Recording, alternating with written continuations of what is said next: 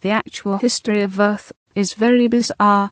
It is so nonsensical, that is, it is incredible to anyone on Earth who attempts to investigate it. A myriad of vital information is missing from it. A huge conglomeration of non sequitur relics and mythology has been arbitrarily introduced into it. The volatile nature of the Earth itself cyclically covers, drowns, mixes, and shreds physical evidence. These factors, combined with amnesia and post-hypnotic suggestions, false facades and covert manipulation, make a reconstruction of the factual origins and history of Earth's civilizations virtually indecipherable. Any investigator, no matter how brilliant, is doomed to wallow in a quagmire of inconclusive assumptions, unworkable hypotheses, and perpetual mystery. Since the domain does not suffer these afflictions, having the advantage of memory, longevity, and an exterior point of view, I will add some clarification to your fragmentary knowledge of the history of Earth. These are some of the dates and events that are not mentioned in Earth history textbooks. These dates are significant because they provide some information concerning the influences of the old empire and of the domain on Earth. Although I have attended several briefings by our mission control personnel on the general background of Earth within the past few hundred years, I will rely principally on data gathered from records captured after our invasion of the old empire planetary headquarters. Since that time the Domain Expeditionary Force has tracked the general progress of events on Earth. As I mentioned, in some cases the Domain has chosen to intervene in certain affairs on Earth in order to ensure the success of our long-term expansion plans. Although the Domain has no interest in Earth, per se, or in the population of ISBs on this planet, it does serve our interests to ensure that the resources of Earth are not destroyed or spoiled. To that end, certain officers of the Domain have been sent to Earth on reconnaissance missions from time to time to gather information. However, the following dates and events have been extrapolated from the accumulated information in the data files of the Domain, at least those that are accessible to me through the Space Station Communications Center. 208,000 BCE, the establishment of the Old Empire, whose headquarters were located near one of the tail stars in the Ursa Major, Big Dipper, constellation of this galaxy. The Old Empire invasion force conquered the area with nuclear weapons some time earlier. After the radioactivity subsided and the cleanup and restoration were completed, it received the immigration of beings from another galaxy into this galaxy. Those beings set up a society that kept going until about 10,000 years ago, when it was superseded by the Domain. Very recently Earth civilization has come to resemble aspects of that civilization now that it has fallen out of its immediate control. In particular, the appearance and technology of transportation, such as planes, trains, ships, fire engines, and automobiles, as well as what you consider to be modern or futuristic architecture, which emulate the design of buildings in the major cities of the Old Empire. Before 75,000 BCE, Domain records contain very little information about the civilizations on the continental land masses of Atlanta and Lima, except to note that they did coexist on Earth at more or less the same time. Apparently, both civilizations were founded by remnants of electronic, space opera cultures who fled from their native planetary systems to escape political or religious persecution. Domain knows that a long-standing edict of the Old Empire prohibits unauthorized colonization of planets. Therefore, it is possible that their destruction was caused by police or military forces who pursued the colonists as criminals and destroyed them. Although this seems a likely supposition, no conclusive evidence exists that explains the complete destruction and disappearance of two entire electronic civilizations. Another possibility is that a massive submarine volcanic eruption in the region of Lake Toba in Sumatra and Mount Krakatoa in Java caused the destruction of Lima. The flood waters caused by the eruption overwhelmed all the land masses, including the highest mountains. Survivors of the destruction of the civilization, the Lemurians, are the earliest ancestors of the Chinese. Australia and the ocean areas to the north were the center of the Lemurian civilization and are the source of Oriental races. Both civilizations possessed electronics, flight, and similar technologies of space opera cultures. Apparently, the volcanic eruption expelled such a significant mass of molten rock that the resulting vacuum beneath the crust of Earth caused great areas of the land masses to sink below the oceans. The continental areas occupied by both civilizations were covered with volcanic matter and then submerged, leaving very little evidence that they ever existed, except for legends of a global flood which prevail in every culture of the earth, and for survivors who are the genus of Oriental races and cultures. That kind of colossal volcanic explosion fills the stratosphere with toxic gases which are carried around the whole planet. The usual refuse of these volcanic eruptions can easily cause a rain that lasts for 40 days and 40 nights due to atmospheric pollution, as well as an extensive period during which radiation from the sun is deflected back into space and cause global cooling. Certainly such an event would cause an ice age, extinctions of life forms and many other relatively long-term changes lasting thousands of years. Due to the myriad types of naturally occurring global cataclysmic events which are indigenous to Earth, it is not a suitable planet for habitation by bees. In addition, there have been occasional global cataclysms caused by bees, such as the one that destroyed the dinosaurs more than 70 million years ago. That destruction was caused by intergalactic warfare, during which time Earth and many other neighboring moons and planets were bombarded by atomic weapons. Atomic explosions cause atmospheric fallout much like that of volcanic eruptions. Most of the planets in this sector of the galaxy have been uninhabitable deserts since then. Earth is undesirable for many other reasons. Heavy gravity and dense atmosphere, floods, earthquakes, volcanoes, polar shifts, continental drift, meteor impacts, atmospheric and climatic changes, to name a few. What kind of lasting civilization could any sophisticated culture propose to develop in such an environment? In addition, Earth is a small planet-rim star of a galaxy. This makes Earth very isolated geographically from the more concentrated planetary civilizations which exist toward the center of the galaxy. These obvious facts have made Earth suitable for use only as a zoological or botanical garden, or for its current use as a prison, but not much else. Before 30,000 BCE, Earth started being used as a dumping ground and prison for bees who were judged untouchable, meaning criminal, or nonconformists. Bees were captured, encapsulated in electronic traps, and transported to Earth from various parts of the old empire. Underground amnesia stations were set up on Mars and on Earth, in the Windsor Mountains in Africa, in the Pyrenees Mountains of Portugal, and in steppes of Mongolia. These electronic monitoring points create force screens designed to detect and capture bees when the bee departs the body at death.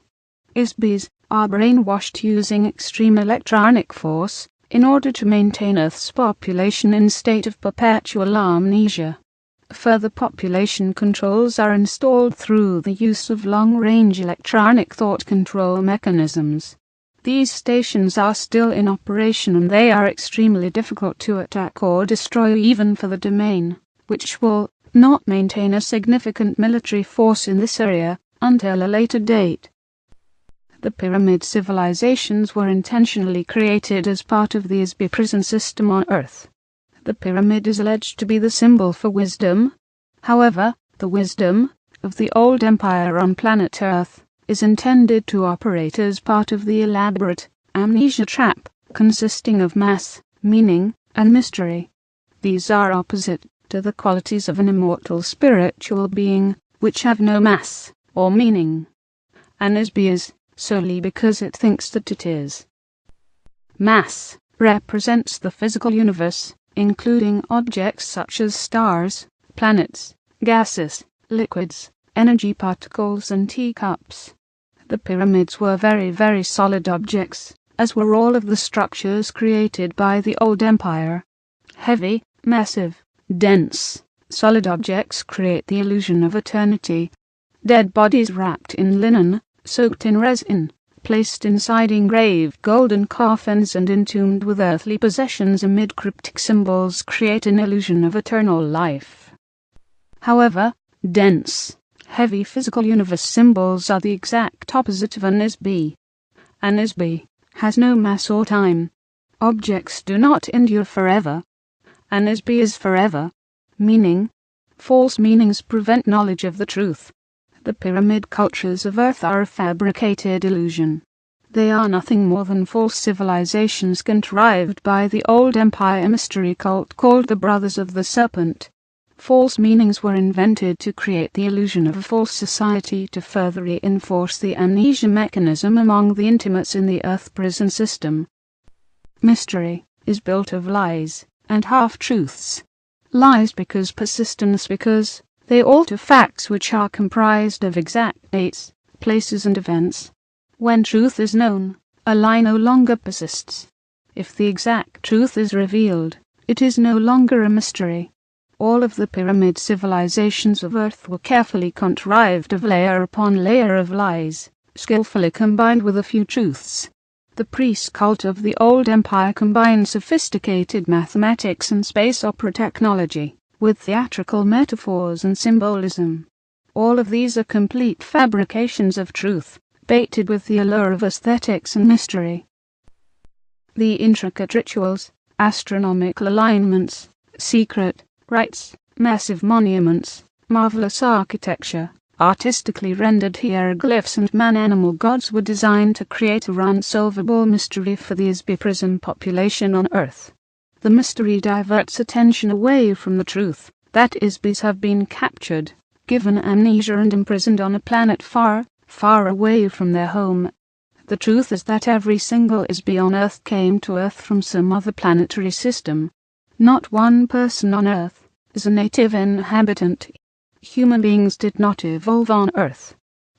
In the past, Egyptian society was run by the prison administrators or priests, who, in turn, manipulated a pharaoh, controlled the treasury, and kept the inmate population enslaved physically and spiritually.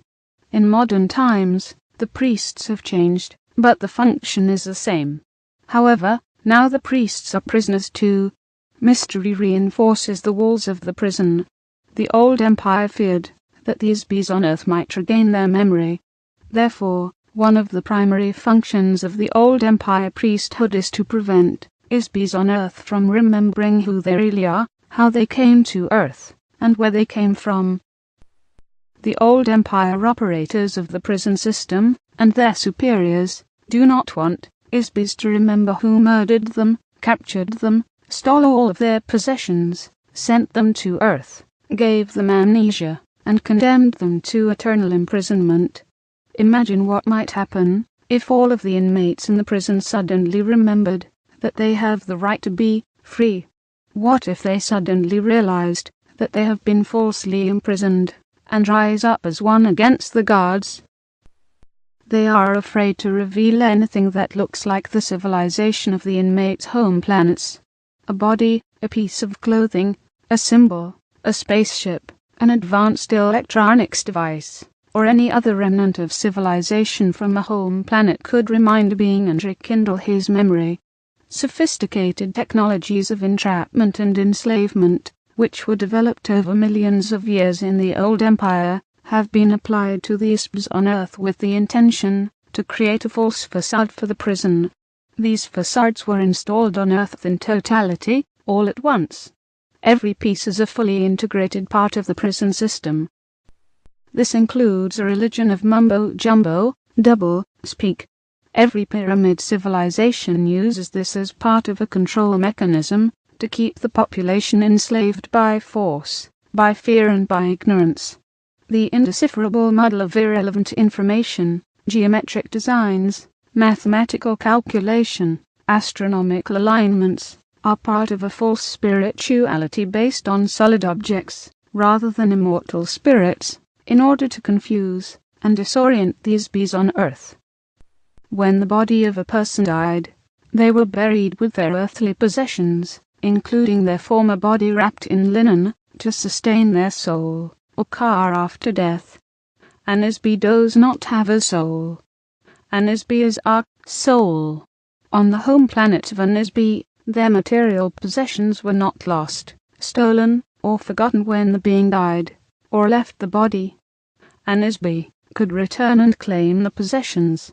However, if the Isby has amnesia, they will not remember that they had any possession. So, governments, insurance companies, bankers, family members and other vultures can pick their possessions clean without fear of retribution from the deceased. The only reason for these false meanings is to instill the idea that an Isby is not a spirit, but a physical object. This is a lie.